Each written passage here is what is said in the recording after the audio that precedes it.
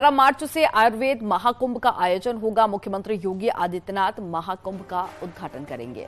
उपराष्ट्रपति जगदीप धनखड़ इस कार्यक्रम में बतौर मुख्य अतिथि शामिल होंगे। देश भर के 3000 से ज्यादा आयुर्वेदाचार्य इस महाकुंभ में जुटेंगे। 4 आईपीएस, 1000 सिपाही और आरएएफ और साथ ही पीएससी के जवान भी तैनात रहेंगे। 11 से 13 मार्च तक आयुर्वेद सम्मेलन का आयोजन सीसीएस यूनिवर्सिटी में होगा। तो एक बड़ी खबर आपको बता रहे हैं, जिसमें मुख्यमंत्री योगी आदित्यनाथ भी पहुंचेंगे और मुख्यमंत्री के अलावा उपराष्ट्रपति जगदीप धनखड़ भी मुख्य अतिथि होंगे।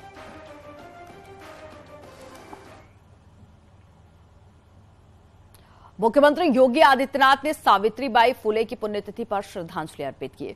उन्होंने अपने ट्विटर हैंडल पर लिखा कि महान शिक्षिका एवं समाज सेविका सावित्रीबाई फुले की पुण्यतिथि पर उन्हें विनम्र श्रद्धांजलि। नारी सशक्तिकरण, शिक्षा और शोषितों व वंचितों के उत्थान हेतु समर्पित उनका संपूर्ण जीवन समाज सेवा के लिए प्रेरणा प्रदान करता है। ये ट्वीट आपको दिखा रहे हैं मुख्यमंत्री योगी आदित्यनाथ का, जो कि उन्होंने सावित्रीबाई फुले की पुण्यतिथि पर किया है।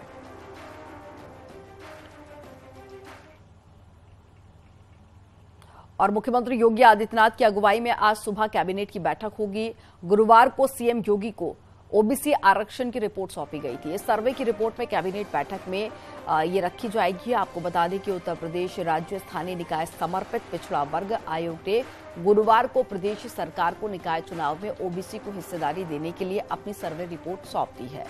कैबिनेट से हरी झंडी मिलने के बाद इसकी जानकारी सुप्रीम कोर्ट को देते हुए यूपी में निकाय चुनाव कराने की अनुमति मांगी जाएगी। उम्मीद है कि अप्रैल में निकाय चुनाव हो सकते हैं। दरअसल हाईकोर्ट के आदेश पर गठित आयोग ने इस जिले में जाकर ओबीसी के आंकड़ों का मिलान भी किया। कुछ जिलों में आंकड़ों के मिलान में गड़बड़ियां भी सामने आई थी। इसे स्थानीय स्तर पर ठीक भी कराया गया।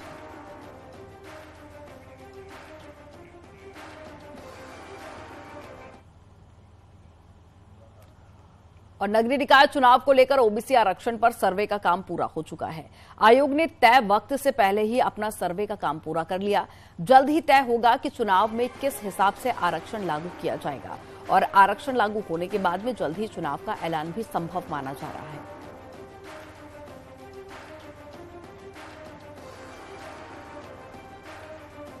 भारतीय जनता पार्टी की निकाय चुनाव में हमेशा से बादशाहत रही है और भारतीय जनता पार्टी ने निकाय चुनाव की संपूर्ण तैयारियां कर रखी है।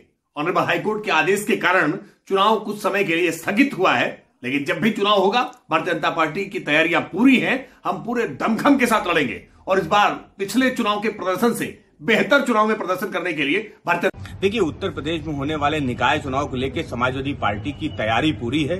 ओबीसी आयोग जब भी अपनी रिपोर्ट शासन को सौंप देगा और चुनाव का ऐलान होगा, समाजवादी पार्टी भारतीय जनता पार्टी को इस निकाय चुनाव में करारी शिकस्त देने का काम करेगी। और ज्यादा जानकारी के साथ में ऋषभमणि त्रिपाठी जुड़ गए हैं। ऋषभमणि, आज की कैबिनेट बैठक काफी ज्यादा खास मानी जा रही है। इसमें रिपोर्ट भी पेश की जाएगी। इसके अलावा नगरीय निकाय चुनाव को लेकर भी एक तरफ भारतीय जनता पार्टी तो दूसरी तरफ समाजवादी पार्टी, दोनों ने कमर कस ली है।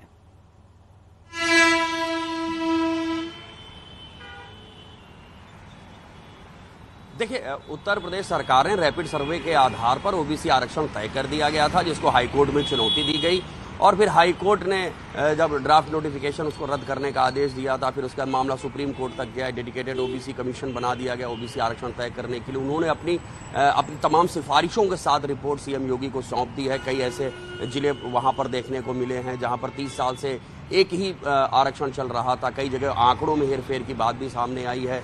तो अब उन्होंने भी एक रोस्टर तैयार कर दिया है कि किसके हिसाब से तय होना चाहिए। ओबीसी को उनकी जनसंख्या के आधार पर राजनीतिक जो प्रतिनिधित्व है वो मिलना चाहिए। ऐसी तमाम सिफारिशें हो गई हैं। अब आज जैसे ही कैबिनेट में रिपोर्ट पेश की जाएगी, बताया जा रहा है कि अप्रूवल होते ही इसको सुप्रीम कोर्ट में पेश किया जाएगा और सुप्रीम कोर्ट से हरी झंडी मिलते ही उत्तर प्रदेश में निकाय चुनाव की घोषणा हो सकती। माना जा रहा है कि अप्रैल में ये चुनाव हो सकते हैं। जो नया आरक्षण होगा ओबीसी की जनसंख्या के आधार पर उनके राजनीतिक प्रतिनिधित्व को लेकर, उसके मुताबिक आरक्षण तय होगा और घोषणा हो जाएगी चुनाव की।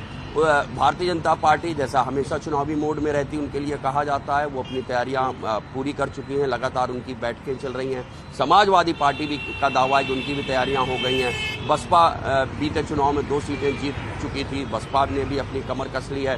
तो अब 2024 में लोकसभा चुनाव होने हैं, तो ये मान के चलिए इसको सेमीफाइनल के तौर पर देखा जा सकता है कि जो निकाय है वहां पर किसकी कैसी परफॉर्मेंस रहती है। तो 2024 के लिए वैसा ही रास्ता बिल्कुल ऋषभ मणि, 2024 में होने वाले लोकसभा